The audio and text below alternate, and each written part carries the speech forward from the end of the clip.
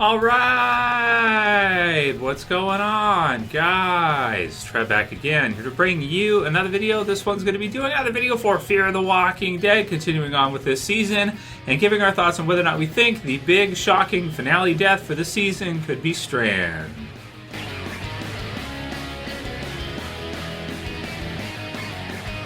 Alright, so continuing along with the Fear the Walking Dead videos, I definitely wanted to give my thoughts on this one after yesterday's video, and that is that if you look at the picture for Alicia and the blue bonnets, if you think about it as well too, you could interpret it as her not looking at them or not looking at the flowers, because that was what the whole kind of concept was about, right? It was kind of relating back to the original Walking Dead series with the flowers, and if you remember the episode, Madison and Nick both looked at the flowers. So if you read that picture this way, you could also read it as she's not looking at the flowers.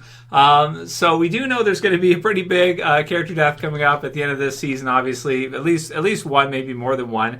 And we do also know that Colman Domingo has been cast in Candyman. Now, I don't know, it's a reboot for the old horror movie, right? I remember, did that come out in the 90s? I'm pretty sure it was like, I remember being in like grade school when Candyman came out and people were talking about like it was so scary and stuff, right? But I'm not sure if he's going to be actually playing Candyman or if he's just going to be a character in the movie. But if he is playing Candyman, the character, then that could be pretty cool, because I do think he could make for a pretty good Candyman, because Colman Domingo is actually pretty damn tall, right?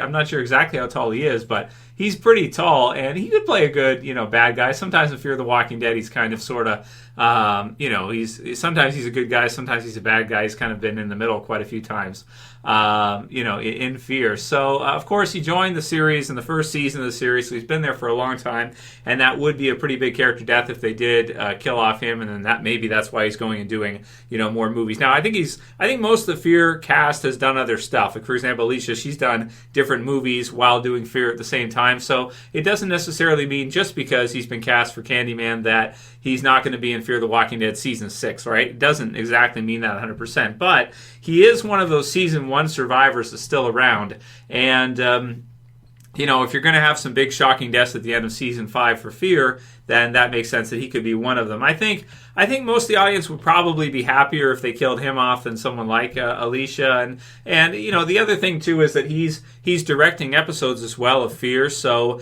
even if the character was killed off, you could still have Colman Domingo come back and direct episodes. Like Michael Cudlitz, for example, Abraham for The Walking Dead. He's come back a few times now, at least twice, right? I forget how many episodes he's directed, but he's come back to direct some other episodes, and he's great at it, and Colman Domingo as well, too, I think is a fantastic director. Every episode that he does that I watch, I'm like, awesome episode.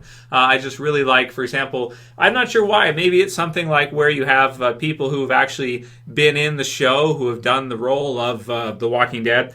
they just kind of get it. So for some reason, I just really like the episodes that Michael Cudlitz does and Colman Domingo does. Both of them, I think, have done some really great episodes for both series. So, and here's to hoping if they do kill him off in the next couple years, let's say, that he does come back and still direct some episodes and still do that, so he's still involved with the series. And maybe if they did that, he could even direct some more episodes or something, like instead of just what is he doing, like 1 or 2 a year, something like that? Maybe they could step it up and he could do even more. So we'll see what they do near the end of the season. Obviously, Fear's roster is huge right now. They've taken on all the new characters from the season with Annie and the others. We haven't had any major character deaths yet this year, so definitely expecting to see some coming up pretty soon before the end of the season, and wouldn't even be surprised if there was more like 2 or 3 pretty significant character deaths. So I would be sad, if Strand is killed off near the end of the season, but I think it falls in the category of like one of those where it's more kind of acceptable. It's sort of like there's certain characters where you can't really kill them off without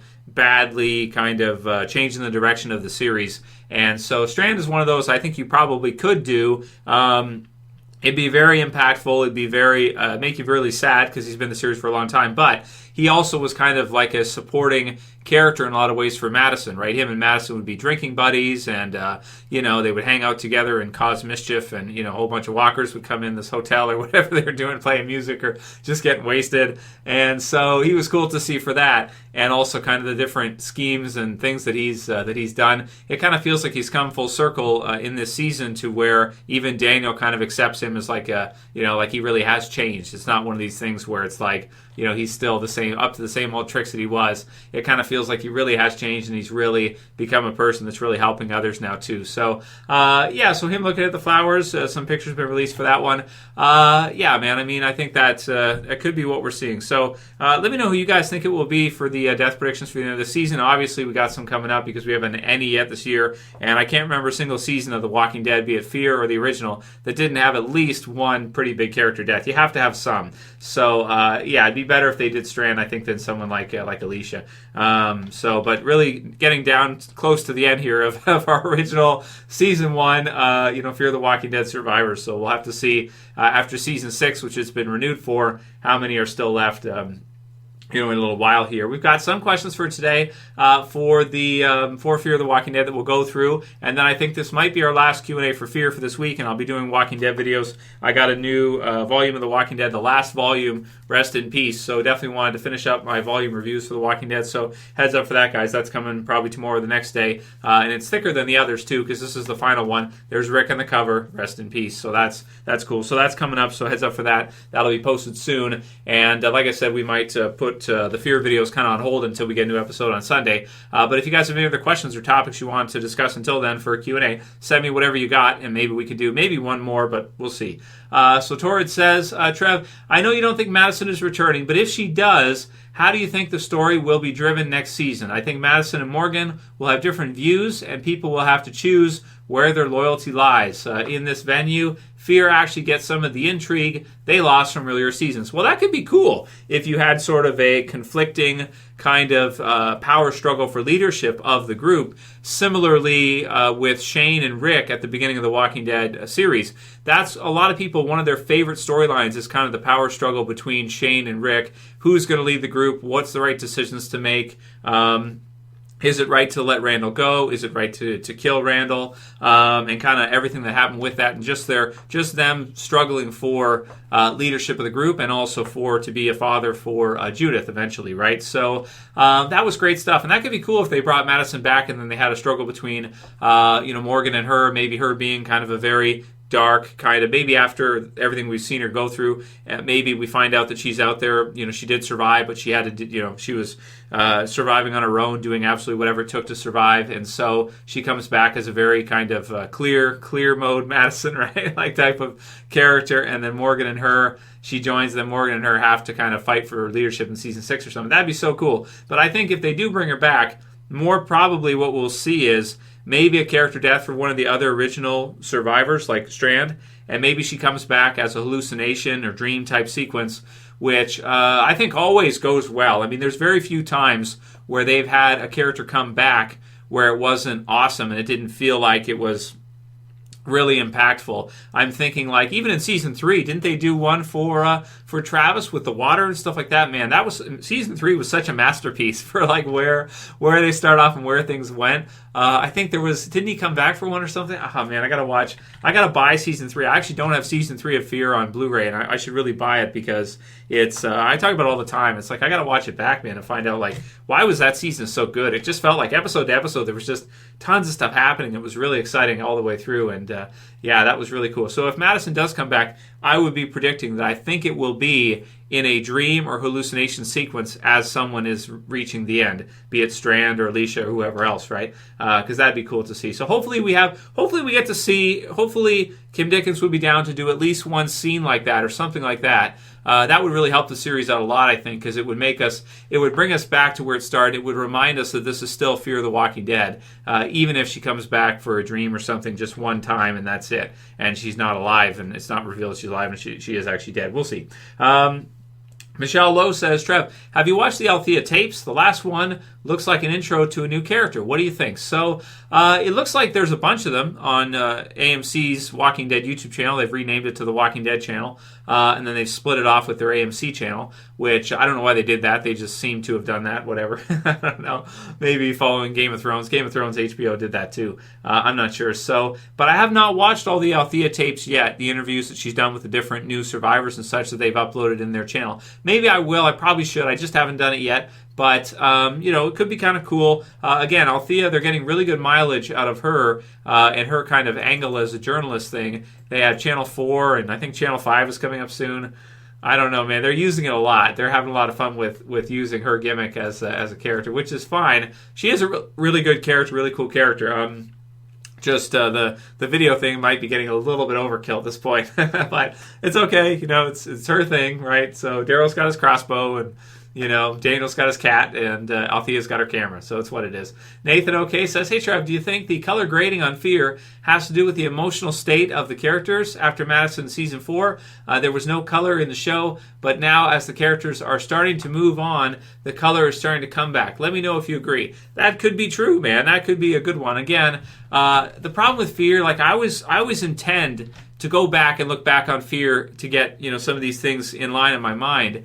The problem is that once Fear ends, the next season of The Walking Dead starts. So every single year, I intend to do this, to go back and look through. But as soon as it's over, The Walking Dead's on. So it's like I never get around to it. It always just gets delayed off, right? But you might be right with that. I feel like the original Walking Dead series, they did like a black and white filter and a color filter to show the difference between the timelines. And I think in Fear, they've done that too, and it works really well. But you might be right there with the gray kind of being like dull and dark and bleak and that kind of thing, and then the color becoming more like leading towards happiness or something. Maybe you're right. Maybe that's true. Jacob Lawson says this may be an unpopular opinion, but I still think Fear is a lot better than most of the other shows that are on AMC. So I agree, man. Personally for me, I really do still enjoy Fear as a cool summertime series. I mean, people complain about it a lot. Sometimes I complain about it too. But you know what? Compared to most of the other things that are out there, I'm much more interested in Fear. I'm excited to see the future for Morgan and Dwight and their storylines and how those are going to continue. Whichever Fear survivors are going to survive on here into Season 6, I'm excited to see their story. And I hope we at least get maybe a Season 7. And the biggest thing is, if they do decide to end Fear, I think it will be a really, really good decision not to kill off everybody. Keep some of those characters around. If you want to have them cross over back into the original Walking Dead series at some point, it could be a really good thing to do. You could do movies with them. You could do other spin-off series with them. There's the other spin-off. So honestly, I think it would be a good thing for them if they are going to finish Fear off and just totally cancel it and finish it. Don't kill everybody off. Like, leave some of them. You can kill off a good number of them, but leave some of them alive. Maybe Morgan survives. Maybe, it could be really handy in the future, because if Norman Reedus decides in season 13 that he's not going to re-sign or he's finished or whatever, or same with Melissa McBride, it could be really good in a few years if Fear fizzles out entirely to have those characters, to be able to use them and bring them back in or do something with them. I don't know what, but you got to come up with that later. But once a character is killed off, the opportunity is over. They can never do anything with them again except for dream sequences and hallucination sequences.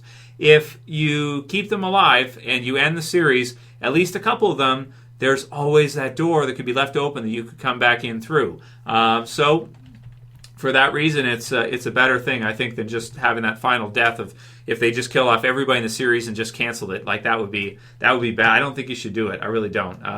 Alicia the Dead says, if Alicia dies, I'm done with the show. So that one was from a while ago. I just left it in there. So, but yeah, so that one's still in there. A lot of people yesterday in the poll getting to find out that most people agree that if they did that, it might be the end of the series for Fear. They might all stop watching. Scott Weinberg already has. He says, Trev, I stopped watching this garbage 3 weeks ago, but I still enjoy your videos and I'll always support your channel. So thank you, Scott. And thank you for anybody who doesn't watch Fear, but you enjoy checking out the videos to kind of hear what we're talking about with it. And I think it's good because we can we're outside of AMC. I'm not Talking Dead show where I have to, if you're part of the network, if you're an inside person, you can't have an honest, business-wise, you can't have a truly honest kind of opinion on it where you're critical of things or you're not liking things.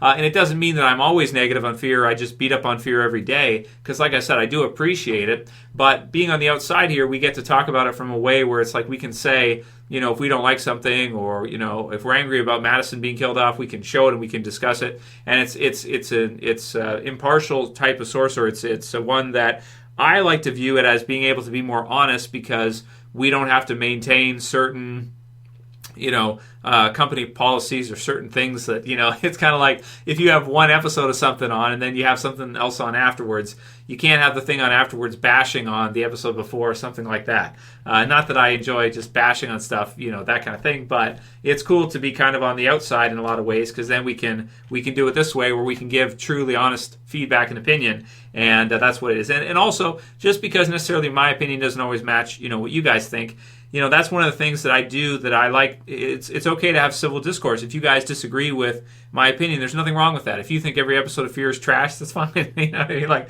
it's okay. You know what I mean? I don't, but I've watched a lot of other shows like Under the Dome during the summer, and there were some episodes of that are way worse than some episodes of Fear, believe me. And it was a pretty good series. I liked Under the Dome too, and it was not as good as Fear is. I can tell you that right now. At least I don't think it was, honestly. From some of the stuff they did in Under the Dome, it's like I just I don't know, man.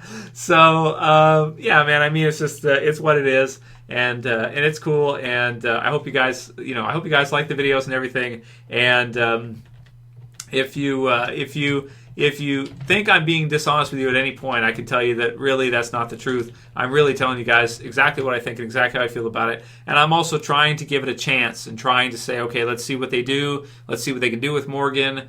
Okay, an episode might be slower or boring, kind of like episode, was it 10 this weekend, was a little bit more boring in certain parts. But, on the positive side of things, we got to see more about Morgan, and we got to kind of hear about, his backstory again, which is something that we haven't really thought about in 10 years or something. A long time since season 1. So that was pretty cool in that way. So go with the bad, right? Phantom graphics. So we'll have our last one. This is not a Fear the Walking Dead question, but it's an overall one. Trev, do you believe in UFOs? I'm in Pickering, Ontario. I've seen a lot more activity. Let me know. Thanks. Love the channel. I don't know if that's a hot spot for UFOs in Pickering, Ontario. I don't know. But do I believe in UFOs? Actually, I do. Yeah, because here's why. Because it's got such a mythos around it, and it's something that's been kind of out there for so long. There's a couple different ways you can go with this one, but you could say that it's a product of the movies. So a lot of people would think like, okay, well, once they started doing the sci-fi movies in the 50s and like late 40s or whatever it was, that's when people started, thinking that they were seeing these things and this kind of thing. But you could also go with the route that you could say if even one person saw, a UFO from, let's say, aliens from another planet, this kind of thing. I think that's what he's getting at here. If even one was true, and it actually was, then that means they exist.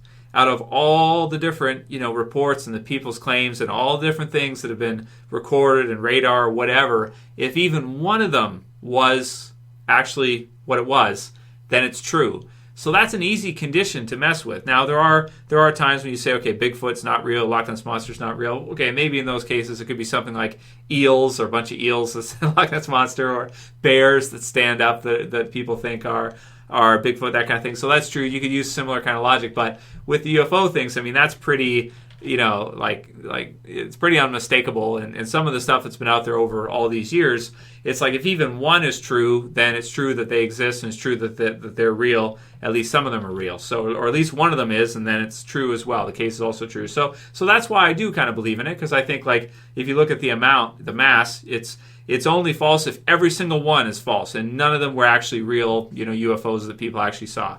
So that's why I think that, at least one of them was real. Maybe it be, Fire in the Skies, the Travis Walton story, or something else, or one of the others. They'd have to all be false for it to totally be false, and I think that there's at least one of them that's probably true. So, yeah. That's it for this video, guys. Let me know what you think. Leave your comments below. If you liked it, please thumb it up below. You can share, you can favorite, and subscribe at the bottom left if you're new. That's it for this one. See you guys again soon for another. As always, it's Trev, and I'm saying peace. Later, guys. See you soon.